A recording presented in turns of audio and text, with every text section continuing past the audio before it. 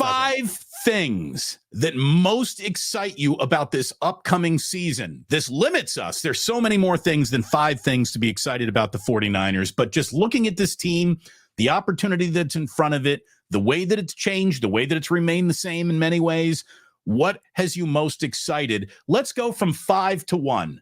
May I start? 5 things. 5 burning issues.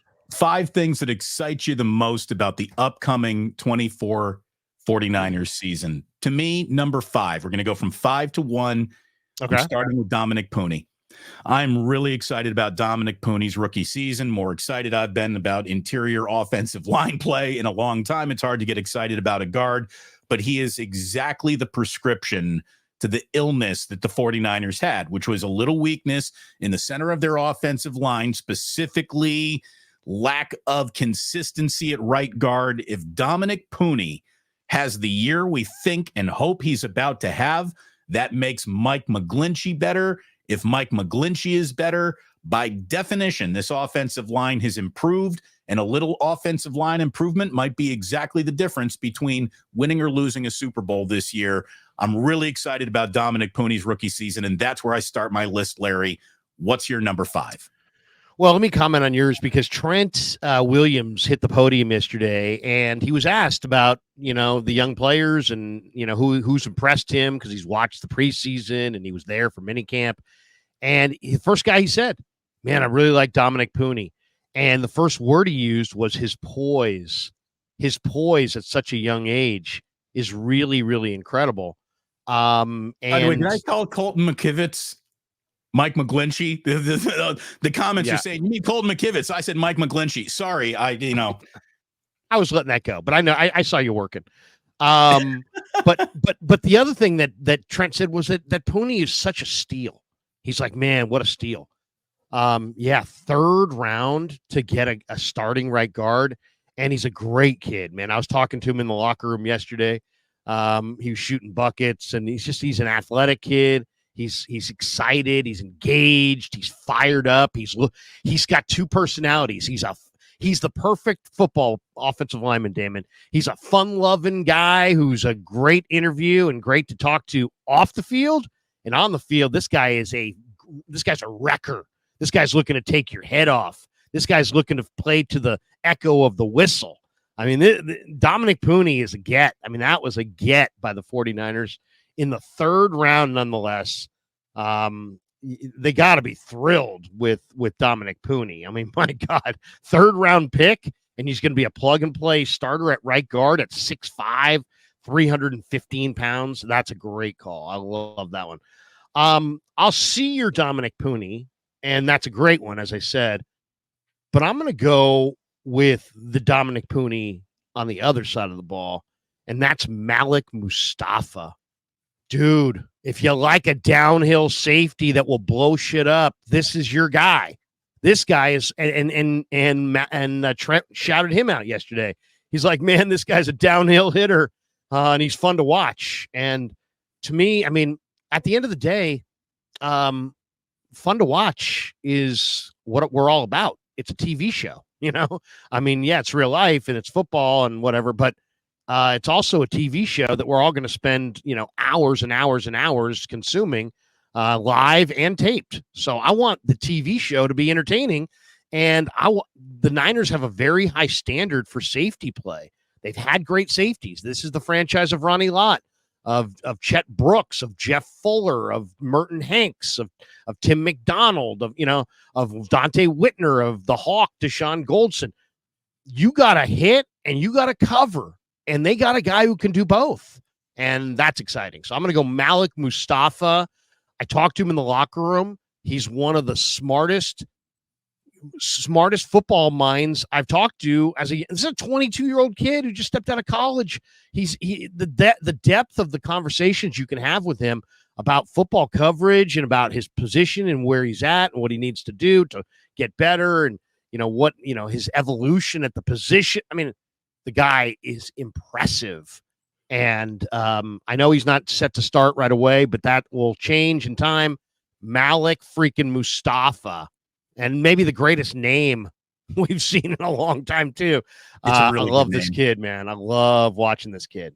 Yeah, every team should have a Mustapha on it, just laying dudes out. Yeah. That sounds intimidating right there. I'm excited about him too. I really am. I've got him as an honorable mention. He just missed my list because I think safety play and really the secondary is going to be a huge part of this season. There's just no doubt that it is going to be, I think, a strength of the defense. But that brings me to my number 4 thing I'm excited about, Larry. And that's Nick Bosa. What kind of year is Nick Bosa about to give the San Francisco 49ers? Is he going to be a straight up game wrecker, or is he just going to bottom all the way out to good? I don't think there is a bad Nick Bosa, right? I don't think that we're going to see bad Nick Bosa. I think he's too good of a football player. We've seen injured Nick Bosa. We've seen slightly behind a step or two because of a holdout Nick Bosa, but we've never even seen bad Nick Bosa. We've seen hurt Nick Bosa, but he's normally just a pro football focused darling. He's being graded, even if your own 2 eyes didn't tell you he had a great game. You look at the pressures, you look at the way he collapsed pockets, and you're like, wow, even though he didn't fill up a box score, he had a really good game. Will Nick Bosa be a straight up game wrecker again? He is 26 years old.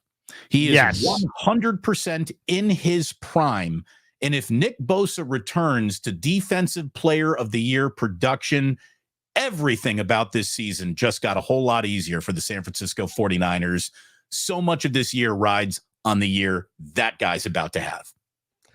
So he's your second on the list of the 5 things we're most excited about. He's number 2 for you. Okay. That's a great one. Bosa, of course, has been done very little in camp other than just physically look impressive and deliver some, a couple interviews that were very forgettable. But I love Nick Bosa this year, but I'm going to flip it on you. I'm going Leonard Floyd, the man who I talked to in the locker room yesterday. I said, man, Bosa's you're going to run into some sacks this year with Bosa on the other side. And you know what a super confident football player says to that? He's going to run into some sacks. He's going to be running into some sacks because of me, baby. It was like, that's what I want to hear. That's exactly what I want to hear. I want those 2 guys to have a personal sack off between each other. Exactly. I hope they have a $500,000 bet on who's got more. And I asked him yesterday, and I think Kev put together a clip of it. And unfortunately, I don't have it in front of me, but maybe he'll send it to me this hour. We can show it to you. But Kev put together a clip because if you remember, Damon, of course, the matchup this week in week 1 is the Niners against the Jets and Aaron Rodgers. And when did Aaron Rodgers last play? Week 1 last year against the Buffalo Bills. What happened? Leonard Floyd sacked him 4 plays into the game, and he ruptured his Achilles tendon. Well, because of that sack and what it did, devastated the Jets' whole season, even though and I know the Jets are crap and probably weren't going to have that great of a season anyway, but they were under the delusion that they were going to win the Super Bowl and then lost it. So their fans lost it, and many of them went online and issued death threats to Leonard Floyd. Death threats over doing your job. It wasn't like he bounced on him. He didn't even I don't even know. He got a finger on him. There was nothing that could even be considered football violent about that Aaron Rodgers. It wasn't even par for the course. It was beneath par for the course. Anyway, so I asked him about it because I read, I saw his thing with Schefter, and he went on the podcast, and he's like, hey, I'm going to use it as motivation. And I asked him about it, and at first he poo-pooed it, and he's like, hey, it was last year and different team, different place, and I don't want to, get things, riled up. He's like, but then I said, but is it a motivation? He's like, well, my job is to sack the quarterback, and they did issue death threats to me, and we'll just have to see Monday night. It's like, so Leonard Floyd, I think, is my excitement number 2, because in my opinion, Damon, Leonard Floyd is better than Dee Ford. Leonard Floyd is better than Chase Young. Leonard Floyd is better than Randy Gregory. Leonard Floyd is the best edge rusher the Niners have had in the Shanahan era opposite Nick Bosa, hands down. and he's played in 108 straight games. The guy has had 4 years in a row, I believe, of 9+ sacks. I think he's like one of 3 players in pro football that can make that claim. So this really was a great ad. He really produces. I mean, that's the thing. And when I'm talking about Bosa's dominance, I mean, I don't need it to be interpreted. I don't need someone to tell me that, well, when you have 9 pressures in a football game, you had a really good game. Yeah, 9 pressures is great. There's no doubt about it. You know what's better than 9 pressures? 3 sacks. Like I want game-wrecking level Nick Bosa. And if pressures can do pressures does I know sacks. It can lead to a pick 6 or whatever. I know, but I don't want to be trying to figure it out using football math. I want to just see the quarterback going down hard, and it's Nick Bosa's job to do that, and it's Leonard Floyd's job to do that. And if both of those guys have seasons that sing, this 49ers defense and that secondary is going to feast, and that's how you get back to a Super Bowl if you're the San Francisco 49ers. All right, number 3 on the things I am most excited about. I mean, this could be number 1. He's that important to the team, but I just thought I'd put it right here. How is Christian McCaffrey about to follow that season? I mean, it's almost impossible to say, Christian, we need better than that, right? You can't really ask for more than 1,400 yards and 21 touchdowns. So what's the follow-up season for Christian McCaffrey look like? This includes not only his performance, but how he is used by hopefully a year wiser Kyle Shanahan. How is Shanahan going to support getting Christian McCaffrey a little rest when he can by using Deebo Samuel as a runner? Mason, Garendo, Juszczyk. How are these guys going to be deployed to take a little bit of heat off Christian McCaffrey, having to carry this team's running game almost all by himself? I am fascinated in the kind of year McCaffrey is going to have and how exactly he's going to be deployed week to week. That to me is so much of this season's recipe of getting across the finish line in first place. You got to keep McCaffrey healthy, fresh, ready to go. And they got the right team to do it. I hope the coach has the right mindset to do it with. Yeah, I mean, you can't go wrong with CMC. I think, we got the first pick in the fantasy draft. Kev and I are sharing a fantasy team this year. I somehow, even though I changed radio stations, I got kicked out of the 95.7 fantasy league, but couldn't find my way into the main KMBR fantasy league. So literally 24 hours ago, I was a man without a fantasy team, which sounds like a pretty good position to be in life. But that doesn't sound good at all. But here's my thing. I don't want fantasy teams, but I do want fantasy team. Like my youngest son has 5 fantasy teams. That's to me, too much. I've done 2 or 3, and I don't like it because you're rooting for and against in the same thing. It's like, oh, touchdown, yes, no, oh, wait a second, I have that guy, but I don't have him in this other league, and I'm going against him, and no, too many moving parts, way too many moving parts. It's too a double negative makes a positive, a triple negative makes a negative. I mean, it's like what? My head's spinning. So no, I'm one fantasy team, but we did have the first pick in the draft, and when we were looking at some of the notes of who we could go with, and we were thinking about maybe Breece Hall, maybe Tyreek Hill, maybe obviously CMC is the highest rated guy. CMC had over 100 more fantasy points than I think the next running back. So he was spectacular. Yeah, he was spectacular. So he was incredible.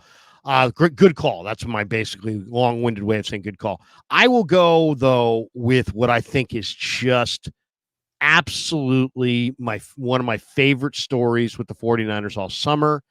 And that is, man, it's like, their defensive backfield all of a sudden out of nowhere is really, really good. And it's really amazing. It's like when you say for like 3 years running, hey man, we need to get a few better DBs. And you get one in this draft and you get one in that draft and you land one in this free agency and you land one in that free agency. and you look up, and where they're at right now is they don't have a player in their secondary. I believe maybe George Odom might be 30, but of their, the other veterans back there, Yadam's 28, Mooney's 28, Rock Ya-Sin's 28. So are they veterans? Yes, but they're not old. Those are the old guys. Right. Those guys are all in their prime. Yeah, and that's what we would call the super prime right there, 28. Okay. Hufanga is 24. Luter is 23. Jair Brown, 24. Diamador Lenore, 24. Renardo Green, 22. Malik Mustapha, 23. They've got Jair and Hufanga and Mustafa and Odom. So you got 3 great young safeties, I think, and an all-pro special teamer who looked phenomenal at safety, and he'll start opposite Jair Brown. Odom will in week 1 against the Jets, and I don't really fear it because he's looked good all summer. But then at corner, you go 6 deep with size, experience, talent, and youth. I mean, Mooney, Lenore, Yadam are considered to be the A team, with Rock Ya-Sin, Luter, and Renardo Green being the B team. It's pretty good. It's pretty good. You cut Sam Womack, who easily could have made this team. He was really a good player. And you have Chase Lucas on the practice squad. You also have, you still own the rights to Ambry Thomas. He is IR designated to return, potentially. You can return. I think the Niners have Kalia Davis, John Feliciano, and Ambry Thomas, and I think they can bring 2 of those 3, Damon, back onto the roster at some point this year. So they might have to make a decision there. But you got Ambry on the IR, depth, and you got Chase Lucas, who's a special teamer, depth, also sitting there on the IR. But you're pretty stacked, and it's a really good defensive backfield. I think Sorensen is going to make sure that the fronts are tied to the coverage. Tim Ryan made this point yesterday. You can dial up all kinds of exotic blitzes and heat on the quarterback, but if you got a corner sitting in a soft zone 8 yards off the line of scrimmage, they're going to run a little out pattern in front of him, and the quarterback's going to play pitch and catch, and it's going to be easy breezy. So you have to have the coverage has to match the rush plan, and I think with Sorensen he's going to do more of that this year. So they got away from that last year. Burned him in the Minnesota game. Burned him in the Cincinnati game. Really burned him in a lot throughout the year, and that's why Wilkes is not here anymore. People are like, why is Wilkes not here? Wilkes is not here because the fucking front didn't match the coverage, and that's a non-starter. And if you look at Steve's career, and I love Steve, had a great rapport with him. Steve's been coaching for like 25 years, and he's done it in like 23 different stops. So he moves. That's on him. His resume shows is that of a nomadic. Where did Wilkes coach. Land? Dude, I don't even know where Steve Wilkes landed. Is he coaching this year? That's a good question. I have no idea where Steve Wilkes is. Maybe Wikipedia. Let me see. Maybe Wikipedia knows. My guess is he's coaching college or sitting at home. I mean, I don't know. It wasn't that long ago that he was an NFL head coach. Yeah. No, this is, look, and he's not a bad coach in any stretch of the imagination. He's not a bad coach, but you're right. He has been nomadic. There's a reason why teams, coaches, staffs include him and then move on from him often. It's Radnich always used to say that. Be worried about the guy who's had 15 jobs, Well, I mean, there's a little truth to it. Radnich and our fathers came from a different era where you had a job, you kept your job, and you never left it. Excuse me.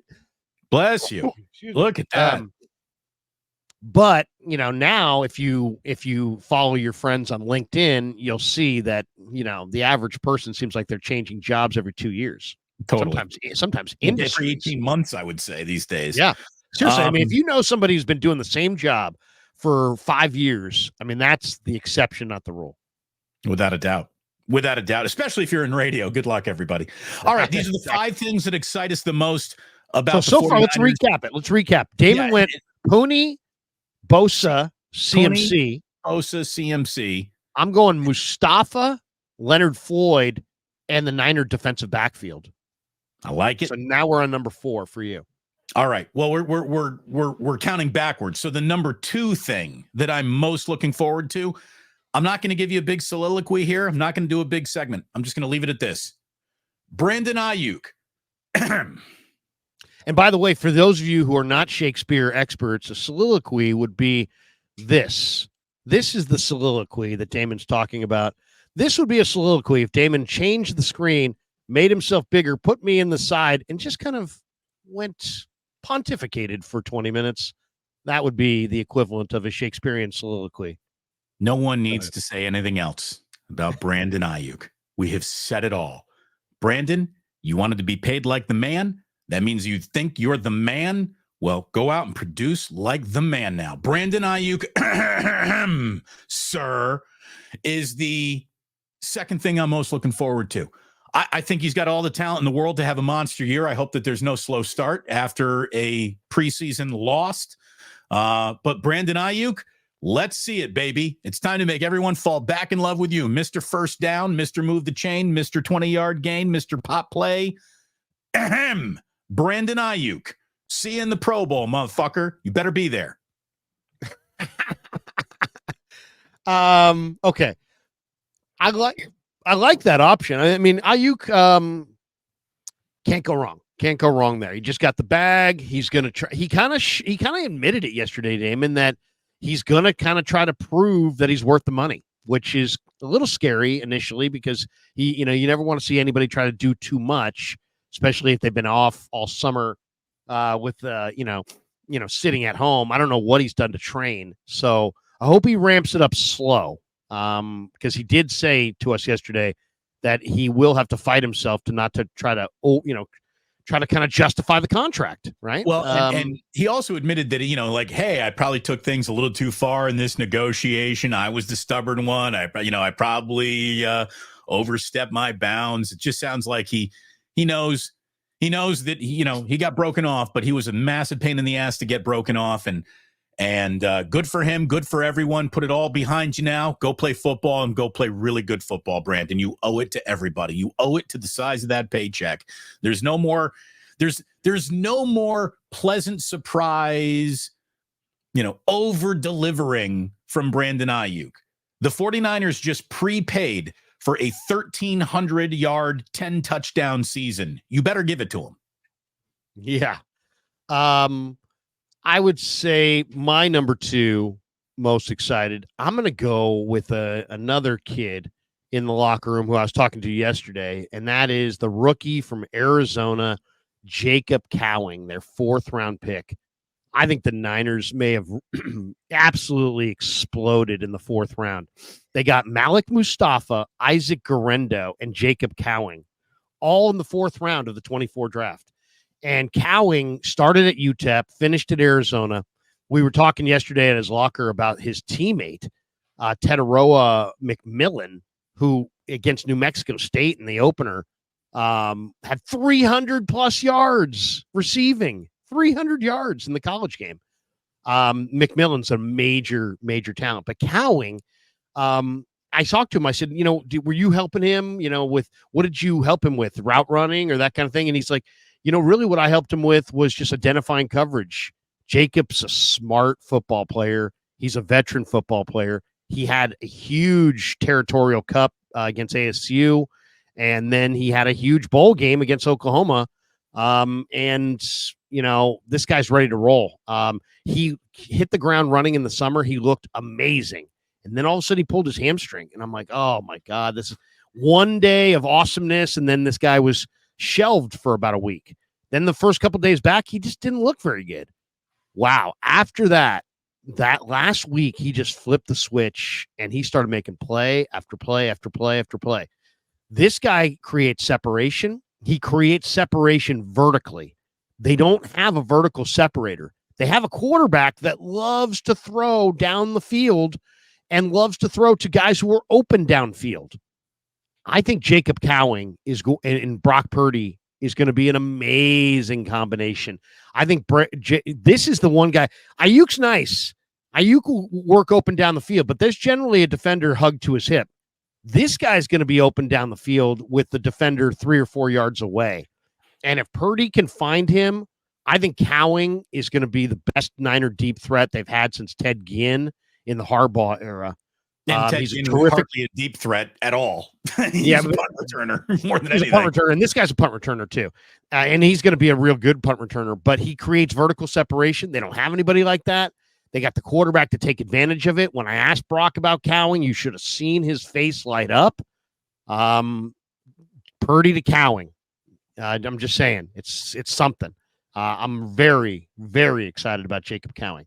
Well, you should be. Or almost more so than Pearsall, based on what I've seen on the field. I mean, now Pearsall, we haven't seen a lot on the field, but almost. I think Cowing could be the guy who really separates and has a great rookie year. Well, that tees me right up, Larry, for the number one thing I'm most excited about. And you could say that this is a little cheating because I'm rolling two guys into one answer here. And this is the most obvious thing, I think. But to me, it's where, everything good comes from, or is the reason why nothing good happened. But I'm very excited to see what Kyle Shanahan and Brock Purdy look like together in year 3 together. 25 regular season games together. 21 starts. Purdy is 17-4. He's won 4 of 6 postseason games. One loss was last year's Super Bowl. The other loss was when his elbow got turned into a cheesesteak in Philadelphia. So he didn't even get a chance to finish that one. It might have finished differently. Brock Purdy has suggested to us very early on in his career that he is something special. If he really is, if he's everything, Larry, that you and I think he could be, this is the year he shows it. This is a monster season for both of these guys, the quarterback and the head coach, on the same page in lockstep. Can't wait to see it. Yeah, no, that is a good one. That's a good one because many people are thinking that we've either seen the best of Purdy or that he's coming back down to earth. And the reality is neither.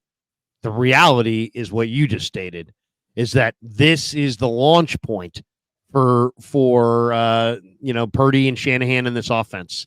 If you're one of these guys that's all up in his feelings because you said Trey Lance was going to be the greatest thing ever, and you stood on it for months because you don't know anything about football, guess what? You're probably sitting there going, Brock Purdy's going to regress. The rest of us who know football and understand the game are going to understand that, guess what?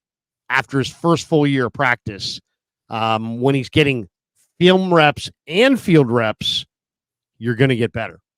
So the arrow is not pointing down. It wasn't luck. It's not a 2-year thing, and he's going to turn into a pumpkin. This is one of the best young quarterbacks in the league, and he's getting better. And I know that's a hard thing for a lot of you guys to wrap your arms around. Well, and, look, I appreciate Dale's question here. Why do we still utter the phrases like, if he's everything he's been?